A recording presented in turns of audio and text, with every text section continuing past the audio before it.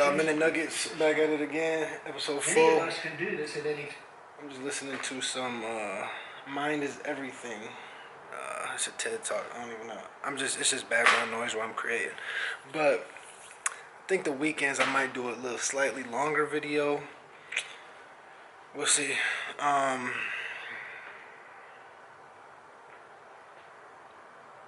There's no waste in a contained environment, right? My man T Bud used to always say that there's no waste in a contained environment. So like, there's no such thing as trash. There's no such thing as, you know what I'm saying? Like it all gets recycled. It all comes back. It's all full circle. Like, so this whole global warming thing, this whole thing about we're destroying the earth, this and that, it's a myth, y'all. It's impossible. Like, the earth will destroy you before you destroy it. This motherfucker set up so precisely and so pristinely. Like, the fact that your ego is even telling you that you can see, the thing about the ego is your ego is making you feel powerful, but making you feel so powerful that it's putting you in fear. It's crazy. It's like a crazy complex. It's like the ego complex is just crazy. Like, oh, y'all destroying the earth so you can save the earth. But like, motherfuckers, you can't. Okay, see, I'm not supposed to be swearing on these channels, but like, you can't destroy the earth and you can't save the earth. Like, it's not possible. Look at Egypt. The body is a mirror, perfect reflection of earth.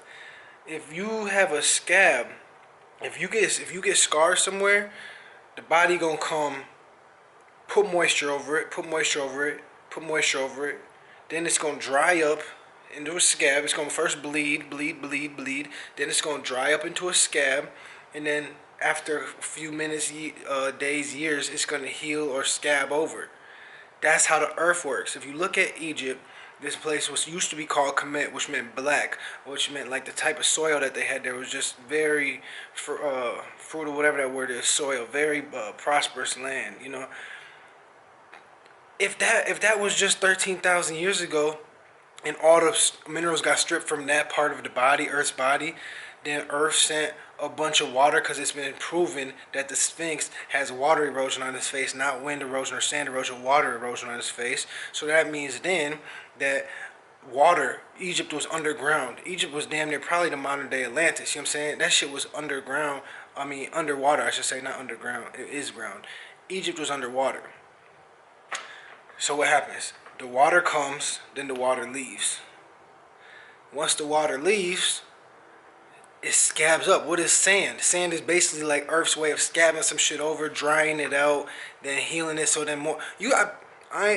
Look, about 100 years, 1,000 years, you're going to see some trees pop up in the desert in Egypt. You know what I'm saying? You're going to see some shit. Y'all going to be looking like, holy shit. The water and the earth, it's all contained environment, so water can only move. We can't drink all the. How is there people thirsty in this world? You know what I'm saying? I'm not gonna put out how, because then the universe is gonna act like, try and make me figure out like, oh damn, this is how people thirst.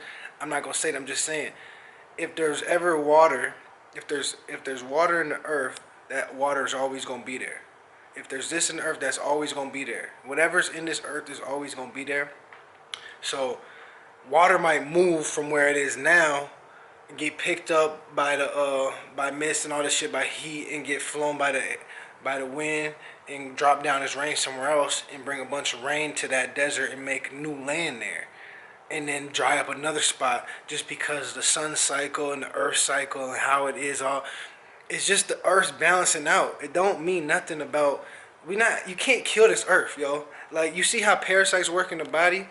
Parasites come in your body. Say you eat too much sugar, you're going to get a fat ass parasite. The parasite's here to, one, kill you before you kill the earth. And two, eat all the excess sugar in your body that your body's not supposed to be processing all that sugar. So the parasite going to eat all that shit. And then also it's going to eat a lot of the minerals in the other food to stay alive. Because then it has, the parasite be having a mind of its own once you start feeding too much everything in life. It's a slippery slope. So moral of the story is, nothing's good or bad. You can't kill the earth. That's just for the birds. It's like a crazy ego complex that makes y'all think that you can do this shit that it really can't be done.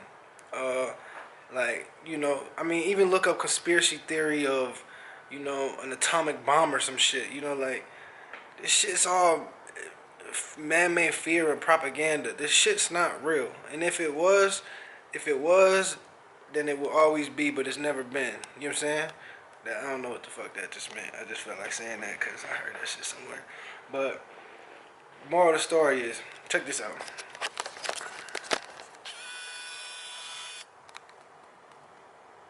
You see that little pyramid there?